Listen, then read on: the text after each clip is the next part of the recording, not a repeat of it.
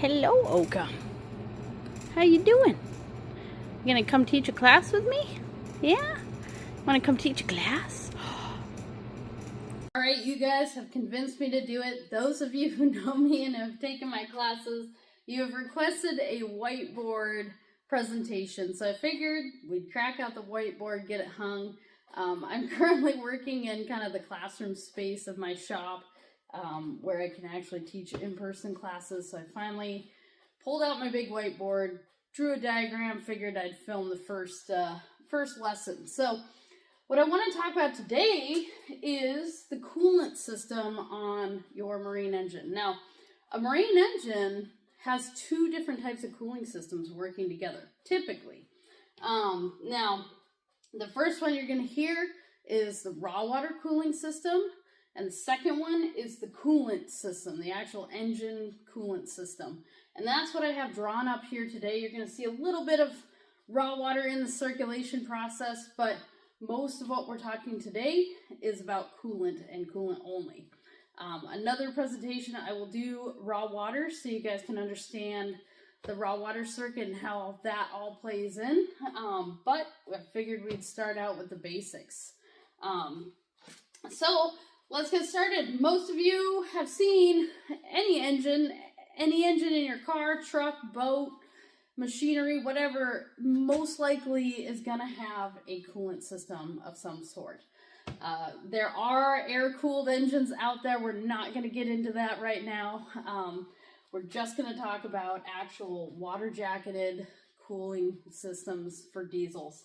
So I'm going to start here real quick, and I'm going to color code a few things for you. So coolant, you're typically going to hear it referred to as fresh water in the marine world.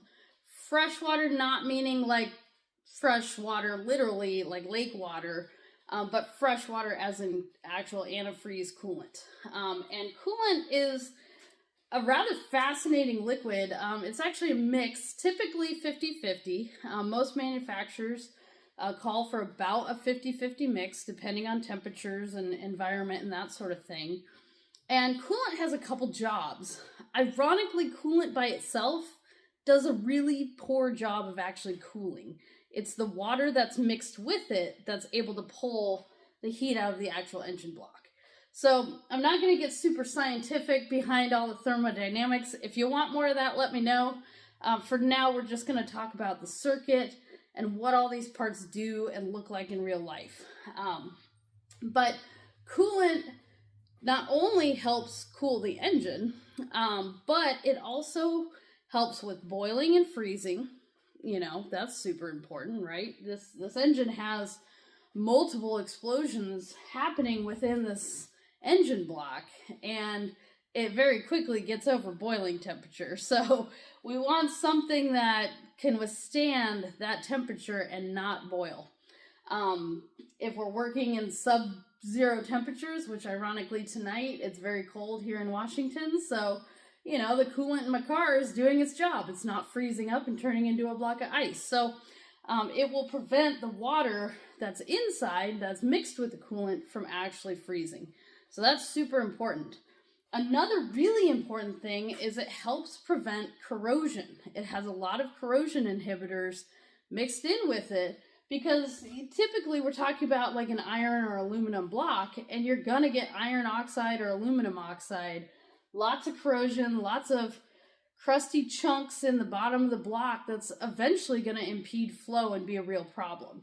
Now, coolant has to be changed periodically, and this is something that's commonly neglected on most engines that I see. People simply just think it's like a lifetime fluid. In the automotive world, some people are even told it's a lifetime fluid, and just like oil, it's not. It will break down. Depending on the brand you're using and the type, the ingredients, change it according to the manufacturer's specs. That could be every year. That could be every 5 to 7 years. If you're using like an extended life oat type coolant, you know, we could go on about all the different types of coolant. So make sure to look at the bottle, read the ingredients, figure out what you have, and change it on a schedule so you don't get rust and corrosion inside the engine, because you're going to start blocking up things like your thermostat, your heat exchanger, the engine block itself. You're going to have major problems if you neglect this system. So as we kind of get started here, we're just going to start right at the reservoir. And coolant reservoirs are kind of given. It's basically a container that holds the coolant, right? Now you're going to see a couple containers with marine engines. Typically, you're going to see a reservoir built onto the engine, your main reservoir. Sometimes that reservoir is part of the heat exchanger. Sometimes it's separate, you know. And then apart from the reservoir, you might have like a plastic overflow bottle. Either way, all this is just a storage container for our coolant. And from the reservoir, we essentially go through a hose or a pipe to the coolant pump. And the coolant pump, we're going to draw this with a blue arrow. The coolant pump is what actually pumps the coolant through the whole circuit. And the coolant pump is typically belt-driven or gear-driven on a diesel. Depending on the manufacturer, either way, it's turned by something. And it has metal impeller blades inside it that are not serviceable. And it will pump the coolant through. So I'm drawing a blue arrow for our coolant. And right now, essentially the reservoir coolant is cold. It has not gone through the hot engine block yet, so it's as cold as it's going to be, whether we just started the engine up or it's been running for a couple hours. It doesn't matter. It's cooler than what's returning back to the reservoir. So let's bring it in a little closer. Hopefully you can see my colors here. So the coolant entering the engine via the water pump is the coldest it's going to be in the entire circuit. And what it's going to do is it's going to circulate through the engine. There's multiple passageways in this engine. And as it circulates, I don't know if you can see my different colors. It's going to get warmer and warmer. It is going to pick up the heat from all the metals inside the engine. There's many cooling water jackets. And as it's just about ready to leave through the thermostat housing, it's going to be the hottest it's going to get. So as long as the engine isn't overheating, typically you're going to see anywhere from 150 to 210, depending on how new the engine is, the type of cooling system it has, that sort of thing. Once it's done circulating inside the engine block, the cylinder head and the engine block, and it's up to temp, it's going to go through a thermostat. And what a thermostat is essentially a check valve that opens and closes based on the temperature. So if you just started your engine up and it's a cold day or a cold morning, the thermostat's going to be closed. And what that's going to do is force this coolant to only circulate inside the block until it warms up enough to open this valve and allow it to get cooled back down via a radiator, heat exchanger, whatever. So this thermostat is really, really important. And what I've seen is there's kind of an old school trick. If you got an overheating problem, you know, take the thermostat out and run it without a thermostat. Not a good idea. It certainly might get you home in an emergency. In that case, sure, whatever, get home, but then you need to find the real problem afterwards. The thermostat is really important in terms of maintaining kind of a homeostasis of temperature for your engine. It won't just open all the way. It might open partially if the engine's only half warmed up. It might open all the way if it's all the way warmed up, and it might stay closed if it's cold. If things are really corroded or haven't been started in years, yeah, the thermostat could absolutely be a problem. But if it's functioning normally, if you have the right one in and it's functioning normally, then there's no reason to pull it out and run it without a thermostat. I drew a gauge here because typically this is the connection point. The thermostat housing is typically where you see a temp gauge plumbed in. You might see a threaded sensor or a switch for a dummy light on your panel. And this is typically where you see it, is right around the thermostat housing.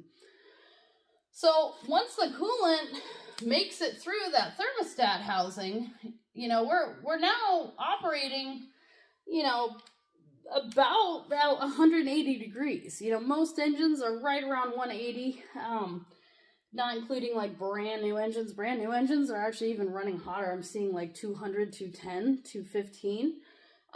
But most of the, like the Yanmars you guys have seen in previous videos, and most of the mechanical engines that I work with, their happy place is 180 degrees Fahrenheit.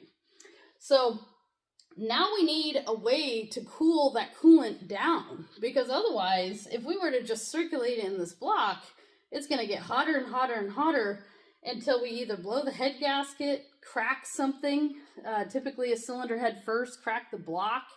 Now we've got major issues. So we need a way to cool the coolant down. And once the coolant has done its job and pulled the heat out of the engine, now we got to pull the heat out of the coolant. So on a boat, we're going to have a main heat exchanger. And it essentially does what a radiator does. And a heat exchanger is it's a broad term. It's something that's used for, you know, one thing to pull heat out of another thing. It exchanges heat from one medium to another. So in our case, we have a liquid to liquid heat exchanger, meaning we are using raw water. If you're out in the ocean, it would be salt water. If you're in a lake, it would be fresh water, lake water. But raw water, which is the water that surrounds the boat, is what cools the coolant via tubes.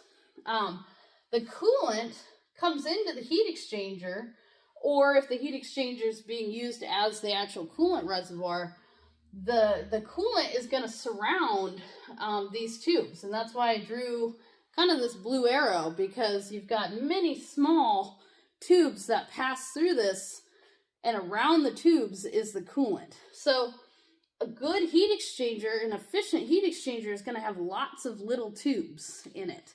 The more surface area that we have, the more ability to pull heat away, and that's good. So in this case, this is obviously dramatized, right? We've only got 6 tubes, but even on a small heat exchanger, you're going to see more than 10 tubes. You're going to see probably 15, maybe even 40 tubes in a small heat exchanger. And the more tubes, the more surface area you can have, the more ability for that seawater to pull away the heat out of the coolant. So once the coolant, it has been cooled down, we're no longer red coolant, right? We're back to blue coolant. And now this coolant can make its way back to our reservoir to be used again, because a coolant system is a closed loop system, and it should not change levels regardless of how long the engine runs unless there's a leak somewhere. Whether it's a leak in your heat exchanger, whether it's an external leak, you know, maybe your pump is dripping, maybe there's a crack, maybe you've got a blown head gasket, you know, wherever, this coolant should not be going anywhere unless something is wrong or you've drained it for whatever reason. So now let's head out to the shop. Now that you guys have seen kind of the basic diagram of the circuit, let's go out to the shop and look at some real stuff. Now here's our first example. Can you guys identify where the coolant reservoir is on this? This is a Yanmar 3 GM30F. And Yanmars are pretty efficient. They have manifolds that kind of do 3-in-1. So this is not only just the coolant reservoir, but it houses the heat exchanger, and it also acts as the as a water jacketed exhaust manifold. Now here's kind of a more complete look of the actual manifold on the engine I'm currently rebuilding, along with this end cap. So the heat exchanger itself, there's a tube bundle that slides into the cylindrical portion, but the whole manifold itself acts as the actual coolant reservoir. So everything inside here has coolant circulating around it. All the tubes in the tube bundle, but also you can see kind of the channels down there where the dry exhaust goes through, and the coolant acts as a jacket water coolant to keep this thing relatively cool so you're not melting wires inside the boat or insulation or whatever. Typically these engines are packed into real tight spaces, and so you will run across many manifolds that kind of do 3-in-1. And that's really nice for saving space, but also keeping rather hot components cooler so you're not risking having a fire on the boat or anything like that. The end caps, this is where, you know, these typically mount on the front. They have gaskets behind them. And in this case, this is a double pass heat exchanger. So there's a gasket that would fit inside here. And the water enters and comes back. So it goes through twice, not just once. Because again, the more time we can have circulating, the cooler the coolant's going to get. Once the coolant is done being cooled, it will exit out the bottom and go right back into the water pump, the coolant pump, and get circulated through the engine again. Now, for those of you who have watched previous videos, you've seen this heat exchanger, also out of a 3GM30F, and you can see the tubes that the salt water passes through and how the coolant can surround all of these tubes. Now, this one happens to have an aluminum jacket. Everything else is copper nickel. And this guy is what actually slides into the end of that manifold. These are typically very well built. They have to be pretty corrosion resistant, especially if you're dealing with salt water. So these get pulled and sent to radiator shops every 5 to 7 years, depending on what the manufacturer calls for, to be tested and cleaned. So that way they can perform their best. But Meredith, what if I don't have a Yanmar? Well, I've got just a solution for you. Here's another engine that looks a little different on its cooling system. Can you find the coolant reservoir? It's kind of obvious. So in this engine's case, we've got a big coolant reservoir up front. You can tell because of the radiator cap. I'll open this up, see how bad this is. Maybe, unless the cap's all screwed up. Okay, well, we won't give it that. That's pretty corroded. But this guy, its coolant reservoir is a rather big, bulky item on the front of the engine. And a lot of bigger engines will have this, especially older marinized tractor engines. So this is a Perkins 4108, super common engine.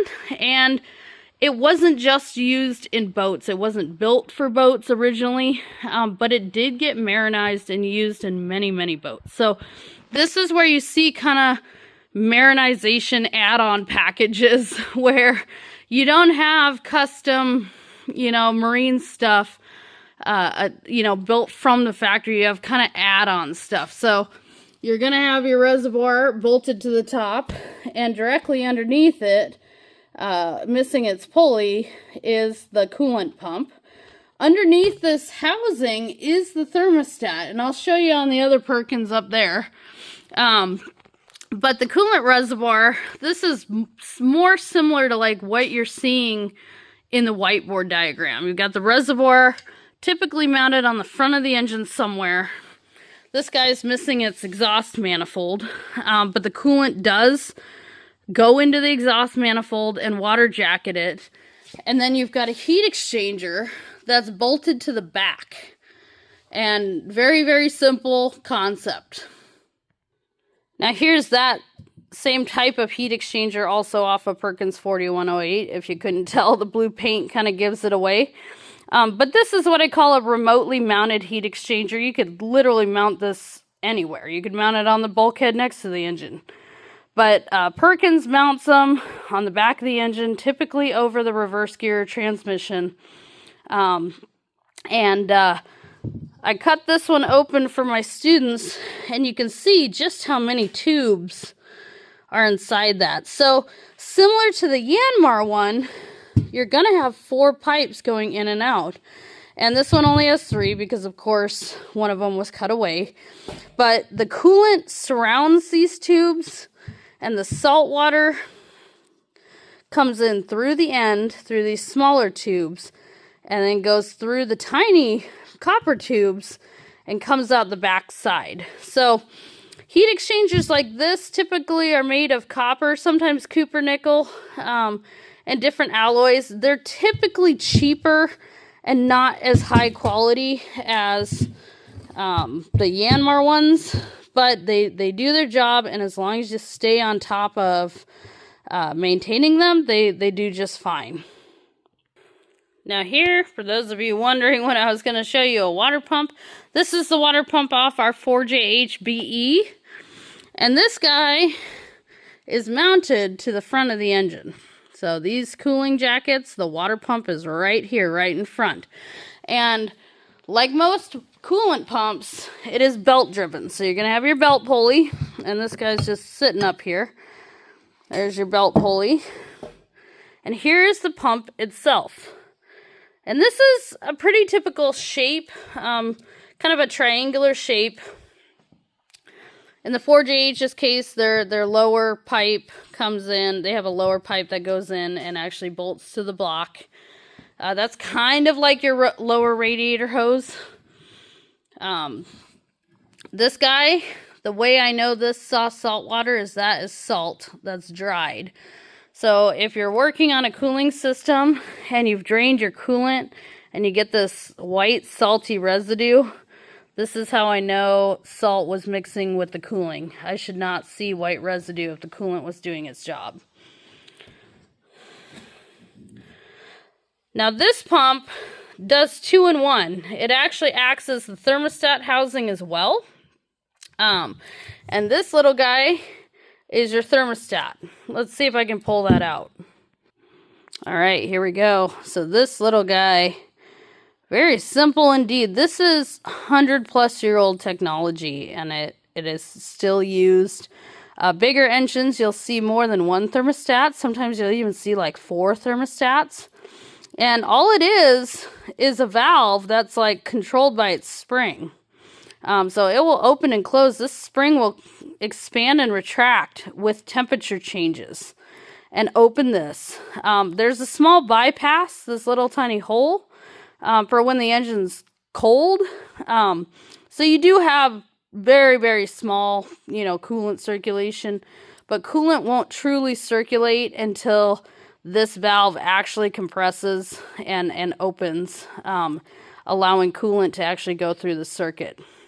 So typically, you've got your coolant return coming in from the heat exchanger, going through the block, taking the heat out of the block, and then returning to the reservoir and eventually the coolant pump to go back into the block and do its job all over again. Now, one way to check these pumps have seals in them, and I don't know if you can see the seal in there, but that's a lip seal.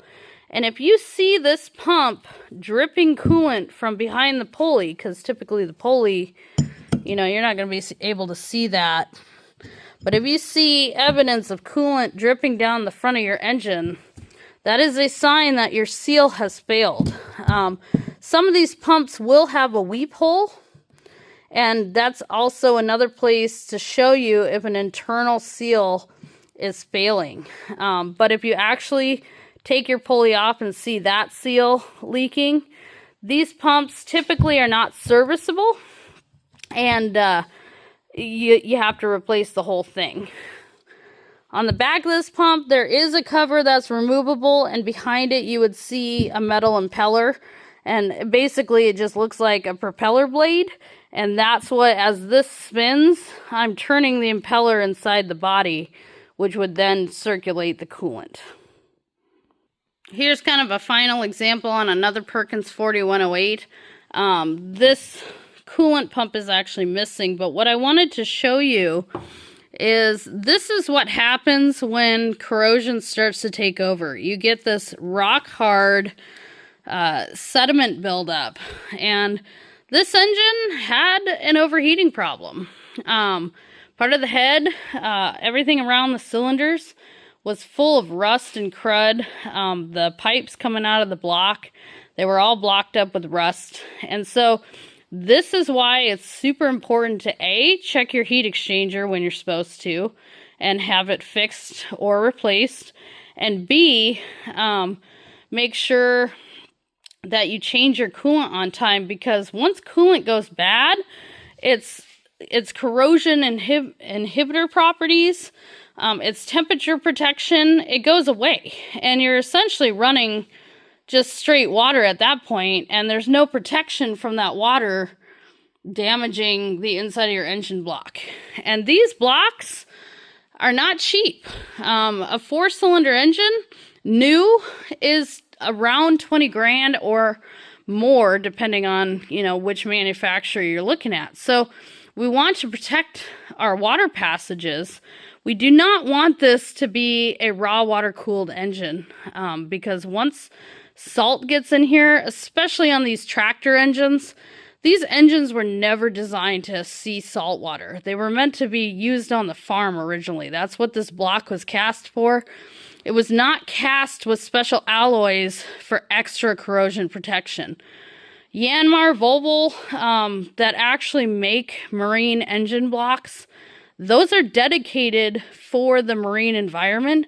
So if you did have a heat exchanger failure, the block can survive a pretty long time before it becomes so corroded that it's unusable. This engine per se, not so much. So it's extra critical to keep these engines protected from any saltwater contamination. On the cylinder head here, this one's missing that big, rectangular coolant reservoir, right? And this is where that reservoir bolts down, is right at the thermostat housing. So this is the thermostat on this engine. And it's not too bad up here, but it is much worse down below. So every engine has kind of the same components, they're just organized differently. And so as long as you can figure out all the bits and pieces, you can absolutely service your system. You'll understand, if you have a cooling issue, you're going to be able to think through this circuit and figure out what's going wrong without just throwing parts at it. One final tidbit is your engine may be big enough that you have more than one heat exchanger. Now in this case, we're going to talk about this style of heat exchanger more when we cover our raw water system, as these heat exchangers, these are called oil coolers, and one does engine oil and one does reverse gear oil, and is cooled by salt water, not coolant. However, a lot of large engines, like Cummins and stuff, they will have coolant-cooled oil coolers.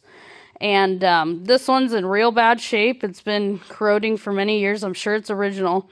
But just like your standard heat exchanger, your main engine heat exchanger, it's important to identify all the heat exchangers your engine might have and to maintain them appropriately so you don't have issues. We don't want seawater mixing with our engine oil or our transmission oil. That would be really, really bad. So this cooler, like your main cooler, pull them both at the same time, have them checked periodically, and you'll be fine. One final tidbit to remember, and a very important one, is certain engines are going to call for certain coolants, and for a very good reason. This particular engine is a Cummins 4BT, 4-cylinder engine, and it has wet liners. So the cylinder liners are removable on this engine, and they are surrounded by coolant. When this engine runs, as the pistons go up and down, they create tiny, tiny vibrations called cavitation. So this engine, it is super important to use a coolant like this that has an SCA additive in it to protect those liners. Otherwise, you can get holes in your cylinder, and you're going to have coolant and oil mixing. So make sure to read your manual. Make sure not to mix coolants. There's a whole world of coolant, and you can't just go off the color. So this red coolant might not mix with, Yanmar red coolant, might not mix with Dexcool. Make sure to do your research. If you need help, ask somebody who knows before you just dump it in, because certain coolants can fight. The wrong type of coolant can seriously damage your engine. Sometimes different coolants will not mix well. They won't do their job. They'll fight each other. So make sure to look at your manual, reach out for help before you just dump a random coolant in the engine. In an emergency, of course, you can dump straight water in, and that will get you home, but you're going to deal with corrosion issues over the long run. So you want to run 50-50. Running concentrate is not going to help you. You could actually overheat your engine if you ran pure concentrate. So make sure to mix it with water, because remember, the water is what's actually cooling the engine. The coolant part is simply helping with corrosion and boiling and freezing. So make sure you take the time to read up on what your particular engine calls for before just dumping in a random coolant. Well, as always, I hope you guys learned something, and if you're not sick of me and Puppy Dog, like and subscribe the video. I also heard there's something out there about something called a hype. I don't know what that is, but hype it, I guess. And I will plan on seeing you next time.